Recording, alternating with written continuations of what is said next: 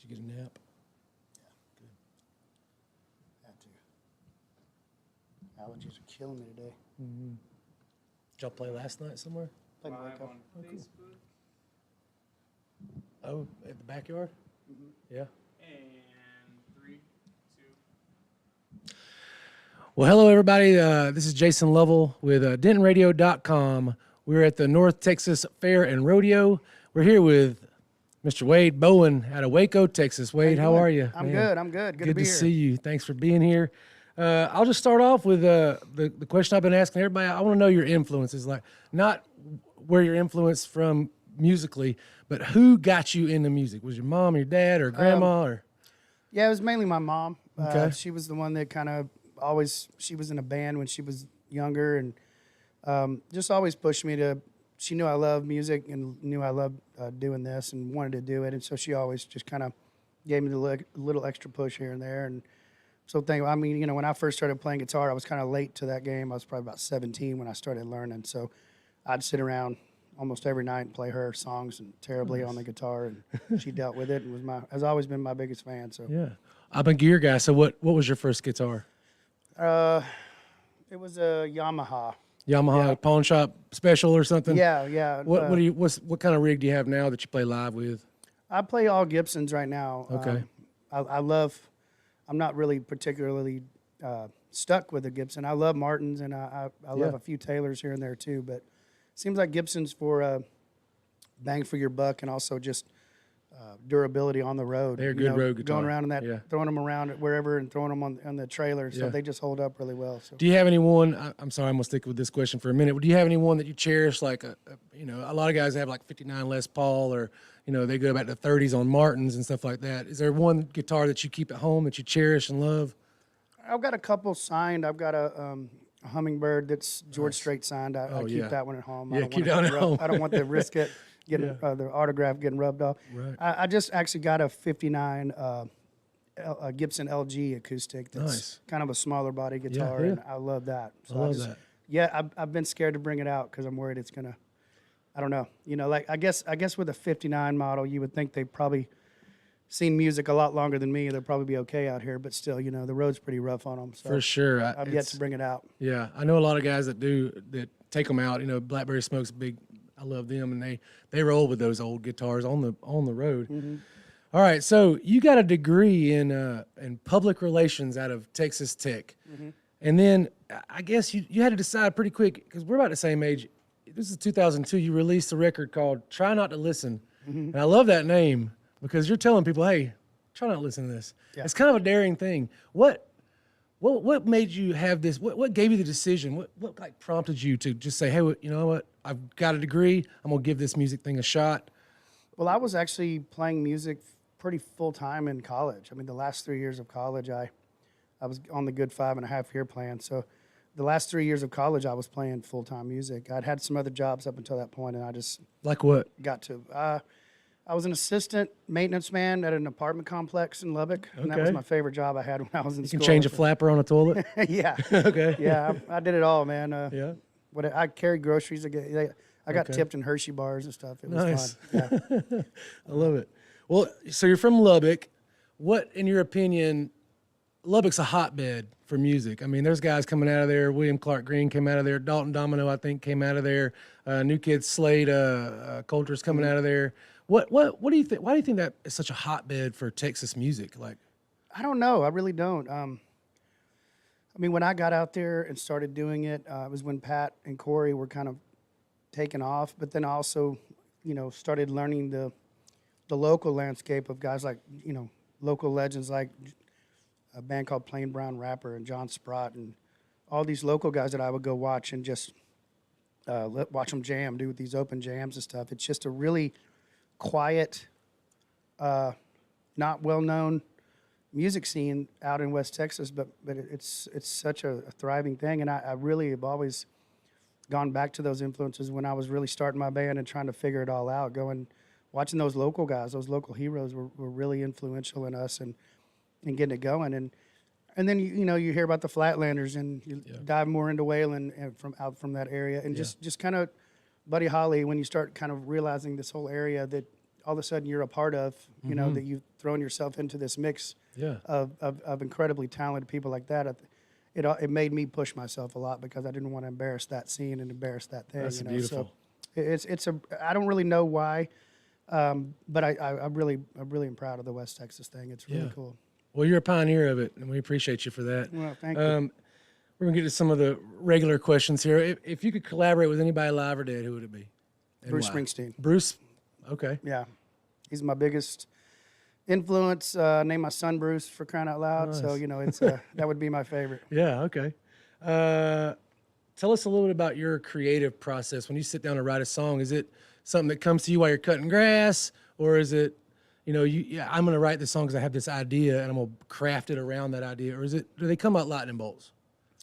All of the above. I mean, I Okay. really don't have a strict formula. I really just kind of let the inspiration take me. And I'm kind of a procrastinator. I don't really write all the time. I feel like when it's time to go make a record is when I start writing, and that's when I start getting the itch to write again. And then all of a sudden things you start noticing the world in a different light, in a different place. You start seeing things around you that you don't normally see. And I like when my brain it automatically does that when I start talking or thinking about doing a new record. I don't know what it is about it. I just Turn a switch on. Yeah, it just starts kind of figuring it out. And I think it's really like the song. You know, what is it? Some days we write the songs. Some days the songs Song write writes me. you. You know, it's like that's really. I think more the latter. You know, I think that they're kind of floating around, and you just if you make a point to pay attention, you know, you can really grab onto some good stuff. And I love how the atmosphere, the energy around you just really kind of starts. The records and the songs start showing themselves to you, and it's really one of my favorite parts of this entire business. I love it. Give us an example of one of your non-musical talents. We know you're a great singer-songwriter. What do you like to do in your spare time? I don't know about talents, but I love to play golf. I played golf since I was like 3 years old. My dad played golf at Baylor, and he's 70 years old now, about to be 71, and he's still a 5 handicap. So Oh, man. That's he's a awesome. big golfer, and so that's always been our bonding thing. I love to play golf, and I'm a terrible cook, but I love to cook. I love to try to throw stuff together, even though it's. What's your favorite dish terrible. to make? Oh, I just like to grill and Okay. smoke meat and stuff. Grills, yeah. yeah, man, smoking meats is good. Well, you mentioned the golf thing. That takes me to the Bowen Family Foundation. You put on a golf tournament every year. Could you tell us, these guys have raised over $3.2 million for families and children. Can you tell us a little bit about that, where we can find out how we can help with that? Well, Anything coming up with it? Well, we've kind of been put on hold with all the COVID stuff. Yep. We had to cancel our event this year back in June, and it was pretty frustrating. But we definitely made the right call, and we're hoping that somehow this clears up by next June and we can pull it off. We're starting to make plans for it. We do events all over, but our major event is in Waco, Texas, every June. It's a 3 or 4 day event, and we have a huge music festival with about 15 to 20 different artists, about 6,000 people, and then we do the golf tournament the next day, and we just have a really good time with it. We've actually hit the $5 million mark over the last 6 years with our foundation. So I love doing it. We raise money. We keep it pretty broad, but anything involving families or children, we let people submit reasons as to why they need the money, and then we go through it as a board 4 times a year and try to disperse it. Because all we do is collect the money. We work our butts off to collect the money, but we just funnel it back into these organizations that are doing the dirty work, that doing the hard work, that are literally keeping people alive every day. So I love what we do, but giving it to those people that are really doing the work is what we take pride in. Yeah, man. Well, you're using your platform well. We appreciate that. Thank you so much. Let's see. You did some work with Guy Clark back in 2012. Did you go to Guy's house and like I read stories about going down into his workshop and smoking a joint with him and checking out all his guitars that he's built. Tell me a little bit about. Yeah, I got to go right with him. I got down, did all that.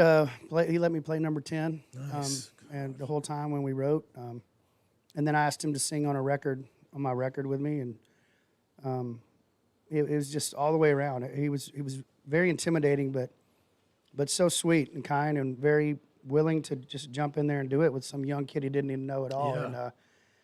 And he was always that way, you know, till he died. I mean, he was really ready and willing to write with anybody and everybody that wanted to kind of, you know, go in there and go in the workshop and be put under the Guy Clark microscope, because it was an intense, you know, writing session. He didn't mess around. He took it very seriously. Did you get the question, what else you got? Yeah, Yeah. yeah, of course, multiple times. Yeah, multiple times. Okay. And I loved it though. Yes. I really miss him, and that one hit pretty hard. Of all the people we've lost, which we've lost quite a few the last couple of years, but that one hurt the most. If you could collaborate with anybody else, alive or dead. Well, I would still say Springsteen. Springsteen. Okay. Well, maybe does he listen to DentonRadio.com? Well, maybe. Probably. Yeah, I would still say him. Yeah. That's awesome. Let's see. Who you listen to these days? Oh man, all over the place. I just kind of always try to listen to. I don't know. I don't have a regular. You listen to Mason Lively? I'm loving this new. Yeah. Yeah. I'm loving the new Brent Cobb record. Yes. Keep 'em on their Good. toes. Yeah, man, that's a good record. That's such a great record, man, and kind of came out of nowhere for me. I thought it would kind of be more rocking, and man, it's such a mellow, really chill. beautifully written and produced record. So. Do you know Brent? Mm-hmm. Have you worked with him ever? Yeah. Okay. We've been friends about 10 years now. Written some songs together. Actually, just put a song that he and I wrote on the newest EP that I released a few months ago. It's called Ferris Lady. He and I wrote that about 10 years ago. Nice. Man, And you've I known him finally for a while found then. a way to get it out. Right on. Let's see. What's next for you, Wade? Just finishing up a record right now and kind of waiting for this COVID stuff to get away so we can get that record out.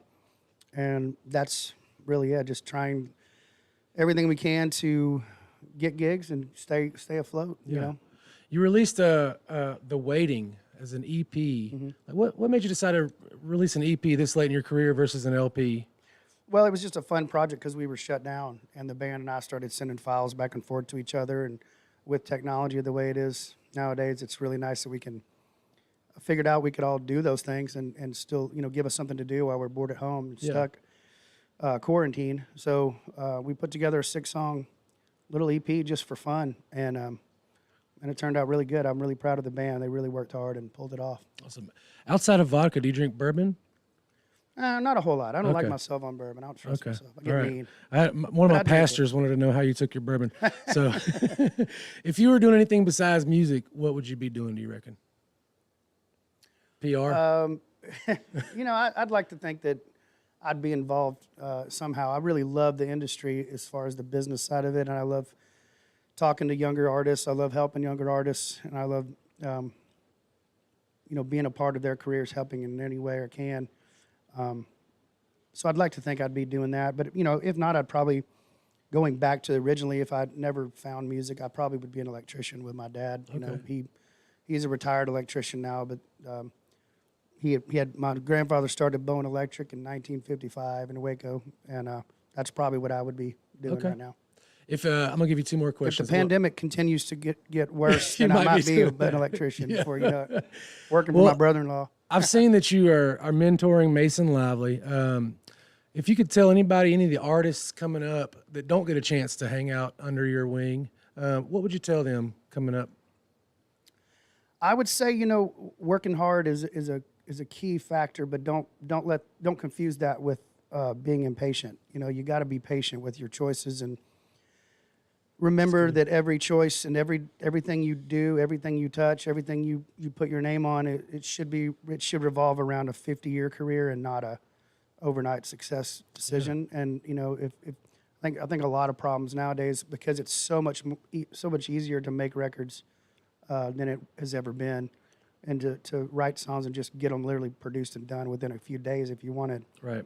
It's really easy for these kids to just throw stuff out there that is not ready, or they haven't really put the time in. They haven't had enough time for someone to go, no, that's not good, you know, or that's fantastic, you know. And so I just really, every time I try to talk to any of them, you know, pump the brakes a little bit, take a deep breath, and calm down a little bit before we start jumping into some crazy ideas you have. So, but it's really fun also to watch the younger artists like get excited about things. You know, I miss that. You know, Sure. the older I've gotten, you know, you don't get that quite as often. So it's refreshing to be around those guys, especially guys like Mason Lively, who are really good, talented people, and just all they want to do is play music and work hard and have great attitudes, and those are fun to work with. Right on. All right, now we're going to do a quick little lightning round. I'm going to ask you a couple different things. You just pick one of the options, all right? Okay. All right, Whataburger or In-N-Out Burger? Whataburger. Whataburger. Tiger King or Schitt's Creek? Tiger King. All right. Shiner or Lone Star? Shiner. Okay. Which one of the DDs do you like better, Daryl Dodd or Dalton Domino? Oh, tough question there. No way I can answer that. I love them both with all my heart. All right, I'm just trying to catch you. All right. Yeah, How do you like your eggs? trying to get me in How a do you fight. like your eggs, Wade? If I said Daryl, then Dalton would fight me. And if I Yes. said Dalton, Daryl would just kind of not speak to me for a while. That's right. Yeah, he don't speak to anybody. He don't pick up his phone ever. Yeah, anyway, yeah, so. no. How do you like your eggs? Over medium. Over medium. All right, y'all. We've been hanging out with Wade Bowen. Wade Bowen's an awesome artist out of Waco, Texas. We love Wade. Wade does a good thing for everybody. He uses his platform for good.